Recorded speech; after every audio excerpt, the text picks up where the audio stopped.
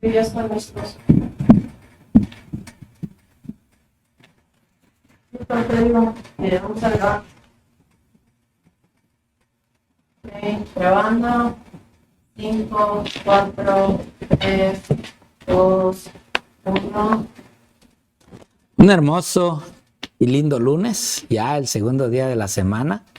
Estamos viendo la historia de José, esta familia disfuncional ya que venía trayendo todas estas problemas o problemáticas dentro de la familia. Pues bueno, hoy vamos a ver ese ataque que le hacen los hermanos de él al mismo José. Y para esto pues vamos a ir de lleno con nuestra hermana Irma, que hoy está esta semana aquí con nosotros. Así es. Irma, adelante. Muy bien, muchas gracias nuevamente. En realidad no hay palabras en agradecer al pastor por esta invitación y poder darnos la oportunidad de poder entrar a sus hogares. Muchísimas gracias por sintonizarnos. Gracias porque toman el tiempecito de poder hacer el repaso de la lección con nosotros. Se los agradecemos y pasen la voz. Déjenles saber que en el canal del Evangelio Eterno está el repaso de la lección muy importante, gemas que sacamos de importantes en la vida práctica. Gracias. Amén. Bien, vamos a ir entonces a la oración para dar inicio al estudio de este día. Oremos. Vamos a orar. Oremos. Señor y amante Padre, gracias te damos una vez más por tus lindas oportunidades de cada día. En este momento, Señor, rogamos de tus bendiciones, no nomás para nosotros, sino para todos aquellos que nos escuchan, que tienen, Padre, realmente la alegría, el gozo de estudiar junto con nosotros estas hermosas lecciones. Te pedimos que nos des tú el discernimiento y de ver por qué realmente estos hermanos de José buscan, Señor, cómo acabar con él. Rogamos que esto tú nos disciernas a través de tu Espíritu Santo y que podamos comprender lo que es esta historia para la historia que a nosotros nos espera. Ruego de tu bendición y te lo suplico en el precioso nombre de tu Hijo Cristo Jesús. Amén. Amén. Bien, Irma, pues el ataque a José. A ver, háblanos un poquito, Pastor, sobre hay este mucho ataque. que decir de este día, que es lunes. Primeramente, pues vemos la obediencia de José, ¿verdad? Cuando el padre lo envía. Pero es interesante a través de todo este día, pastor, cómo los hermanos albergan en su corazón este odio, albergan en su corazón el resentimiento hacia José, que pues ya venimos diciendo que pues no tiene culpa, ¿verdad? Pero de todas maneras, él sufre ciertas consecuencias a través de esto.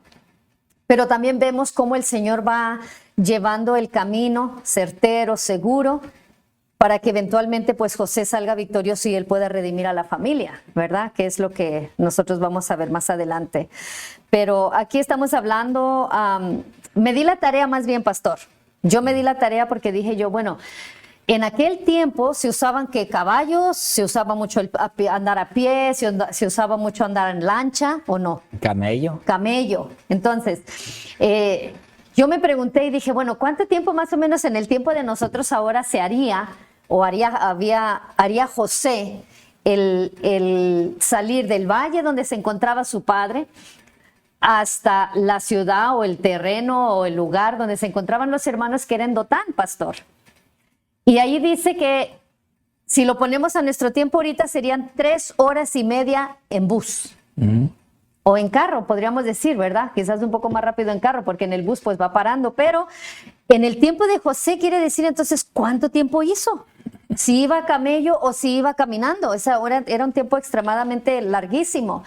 Pero quise sacar solamente esto para que nosotros viéramos la obediencia que José tenía a su padre. Porque José podría haber puesto una queja, podría haber dicho, oye papá, pero ¿cómo me estás enviando al lugar tan lejos y cuándo voy a llegar? O sea, podría haber puesto el queja. Sin embargo, vemos en la palabra que él dice, no, aquí estoy, papá. Él estaba siempre dispuesto a obedecer lo que el papá le decía.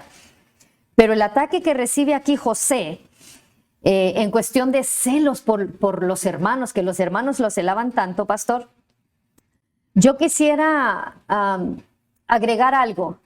Estoy en el área de la salud, pastor Romero, y veo a veces como llega gente con tantas diferentes necesidades de salud, tanto quebrantamiento.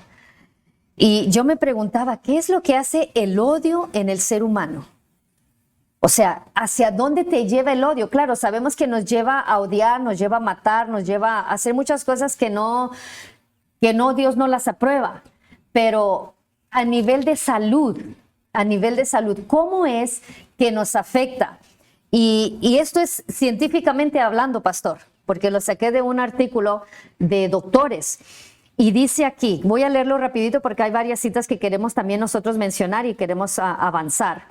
Pero aquí dice, la ira y la agresividad son sentimientos que causan severos daños a la salud. Cuando los acumulas y no encuentras manera de sacarlos, llega el momento en que naturalmente se manifiestan a través de enfermedades o síntomas. Pero, ¿qué pasa cuando tú tienes odio? Aunque el odio es una emoción natural, perjudica la salud física y mental, pastor. Wow. ¿Okay? Altera tu estado de ánimo, genera estrés, ansiedad y te lleva hasta la depresión. La mente, las emociones, el cuerpo están comunicados. Cuando hay ira o odio, se liberan hormonas y sustancias como adrenalina, cortisol, prolactina. Mientras más tiempo se secretan en el organismo, más daño sufre el sistema inmunológico. Y el organismo es más susceptible, explica esto el doctor Robert Adler. Otra cosa, una investigación en relación a lo que hace el odio en la cuestión del cerebro. Dice aquí los investigadores de Londres, ¿verdad? De neurobiología de la Universidad de Londres, encontraron que cuando se siente odio, se activa la zona central del cerebro, conocida como putamen, y la ínsula, ubicada en la superficie lateral. Estas áreas son mismas que activan cuando se siente el amor romántico. Es lógico que estas partes se estimulen porque son pasiones que pueden llevar a cometer actos tan irracionales y agresivos, que es lo que vemos nosotros aquí con José. O sea, llegaron a hacer tanta agresividad que lo mandaron a otro lugar, ¿no? Y dice aquí, el odio es el producto de resentimientos, es contrario al amor, se expresa una actitud hostil, agresiva y repulsiva en contra de algo o de alguien. Esta puede ser por frustraciones, rivalidades o envidia. Es un sentimiento inagotable que cuesta trabajo perdonar y olvidar. Inclusive nos afecta el corazón, pastor, la alta presión. O sea, nos afectan muchas áreas de la salud, nos afecta el cerebro, nos afecta el corazón, nos afecta el sistema inmunológico, lo que es ser el odio, el resentimiento, la envidia. Cuando estamos resentidos de ese dolor y solo deseas tú vengarte y buscas represalias, desgastas tu energía y pierdes el enfoque de tu presente, lo cual afecta hasta tu sistema digestivo. ¿Se imagina lo que es el odio? O sea, nos afecta a todos los sistemas, el sistema nervioso, el sistema digestivo, o sea, muchas áreas que nos afecta esto, pastor. Entonces es importante que nosotros aprendamos a perdonar.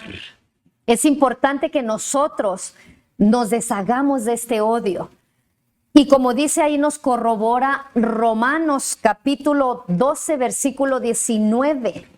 ¿Verdad? Que muchas veces nosotros por este odio, por esta envidia, por estos celos, por todas estas cosas que ya vimos a nivel de la salud, lo que nos afecta, hermanos, es necesario trabajar y dejar lo que dice Romanos 12, 19.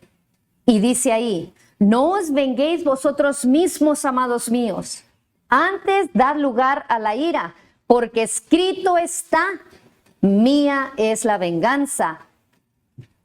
Yo pagaré, dice el Señor. Así es de que tenemos ahí esa promesa, pastor. No te preocupes tú por vengarte. Deja que el Señor actúe para que entonces tú puedas, tu estado de salud inmunológico, sistema digestivo, sistema de la mente, todos los sistemas que ya mencionamos puedan estar bien. ¿Cómo ve, pastor? A veces pienso que quizás cuando yo vea a una persona con alta presión voy a decir, es que es hermano o es hermana, me odio. o esa hermana tiene un problema digestivo. O sea, todo se enfoca a nivel de salud, hermanos.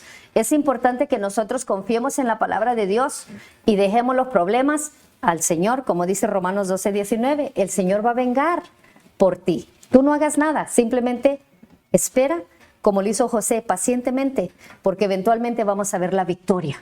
¿Cierto, pastor? Y así es, hermana Irma, la verdad es que por eso el fin de lo que habla la palabra de Dios, el conocimiento, la ciencia, profecía, el mayor de todos, aunque hables lenguas y tengas todo, el mayor de todo eso es el amor. El amor no te va a enfermar, el amor te va a llevar a buscar y ayudar a otros. Ese es el amor que Dios quiere. Un amor sin esperar ni creer que vas a recibir algo porque tú respondes. No. El amor se da, se entrega, como ese amor que hablamos mucho sobre, ese amor ágape, el amor de Dios por la humanidad.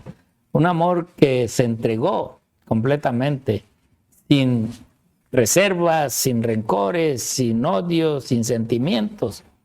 Por eso es de que, así como nos explicaba nuestra hermana Irma, el odio trae enfermedades. Mira, muchas veces puede pasar que en tu vida te dijeron algo de alguien, de cualquier persona, y tú todavía ni siquiera la tratas, ni siquiera has ido a platicar con ella, ni siquiera has tratado de convivir con ella. ¿Y sabes por qué? Porque alguien te dijo algo de ella. Alguien te mencionó algo que para ti te quebró el corazón. Y cómo una persona de este tipo puede estar acá. Pero si tú no has hablado con ella, tú no has ni siquiera tenido una convivencia, ¿cómo tú puedes calificarla de esa manera, ¿no? Pastor, yo tengo un testimonio de eso. A ver. Yo tengo un testimonio de eso y me pasó, ¿verdad? Estaba yo en la tienda, iba a hacer un examen de sangre a una hermana. Y llegó la hermana y me vio. Y ya de entrada, o sea, dijo, y hizo una cara así como de desagrado. Pero cuando ya entramos a tener la consulta, la hermana me pidió disculpas. Y me dijo, ¿sabes qué, Irma? Yo le quiero pedir perdón porque la juzgué antes de tiempo. Yo la miraba a usted y cuando llegué aquí yo sentí como algo negativo para con usted. Pero ahora que estoy tratándola, estoy hablando con usted, es totalmente diferente. Y me pidió perdón. Y entonces yo dije, no, hermana, tranquila, o sea, aquí el que juzga los sentimientos, los pensamientos es el Señor, yo no soy nadie, ¿no? Pero eso es un ejemplo muy, muy vívido que a veces cuando tú ves a la persona, tú la juzgas, como usted dice, sin siquiera tratarla. Pero la persona la juzga porque algo supo, Sí. Algo supo de esa tercera persona. Y no fue por algo bueno. No, claro, o sea, por eso es de que ahora podemos entender cómo las enfermedades vienen a nosotros. Sí. ¿Por qué? Porque a veces nos llenan la cabeza de algo o nosotros mismos muchas veces nos ponemos en una defensiva sobre otra persona y sin saber la verdad. Y para conocer la verdad, pues es convivir con la persona. Igual pasa con Cristo. Tú quieres conocer a Cristo. Así es. Tú no puedes decir que conoces a Cristo solamente estudiando la lección de escuela sabática. No. Tú conoces a Cristo porque tú convives con Cristo. Tú estás en relación íntima con Cristo. Es ahí donde tú conoces realmente quién es el Señor Jesús. No lo conoces porque te platicaron, porque te dijeron, no. Eso no es conocer. Eso es saber de alguien, pero no conocer. Conocer es realmente convivir, pasar un tiempo con Jesús, vivir con Él.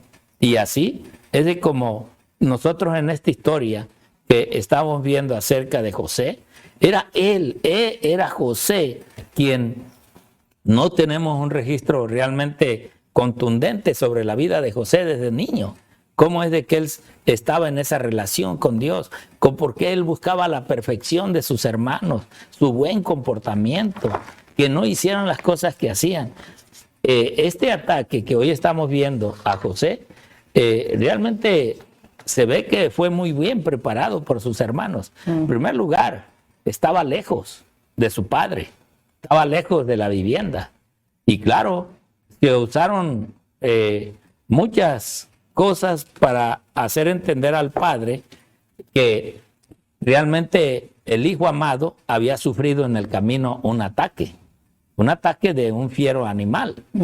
Pero la realidad es de que la historia de Génesis capítulo 37 nos dice que ellos de lejos vieron a José, desde lejos, y cuando lo vieron empezaron a hacer los preparativos. ¿Qué vamos a hacer? Es la oportunidad, es el momento de acabar con este soñador, con este que se dice ser y ponerse como que nosotros vamos a servirle a él.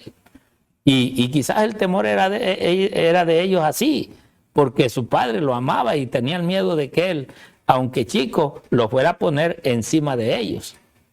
Quizás porque así era, ya era siempre de que el primogénito era el que tomaba el control y las riendas del hogar y el que recibía todo. Pero para ellos sentían el temor de que él fuera a ser el heredero. Y por eso preparan todo. Un ataque donde realmente no hay explicación. ¿Cómo es de que ellos pudieron tener tanto odio, tanto rencor hacia él? Y nosotros podemos simplemente sacar una solución humana, de decir, pues la misma acto de Jacob, el padre, fue el que los llevó así, porque de allí fue de que las mujeres que él tuvo realmente llevaron a que Jacob nunca las amó como quiso a Raquel. Y ellas anhelaban ese amor, querían realmente ese cariño, ese compartimiento con él.